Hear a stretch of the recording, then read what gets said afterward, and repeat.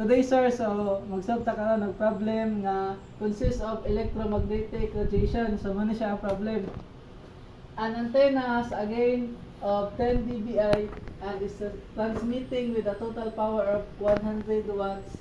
Calculate the effective isotropic radiation power. So atong isot ang given GdBi is equals to 10 dBi and total power is 100 watts. So ang formula sa effective isotropic radiation is i-multiply na nato ang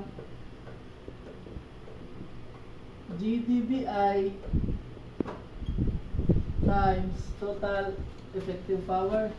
So ato siya i-substitute na tayo 10 times 100 is equals to 1,000 watts. So mga to sir, thank you.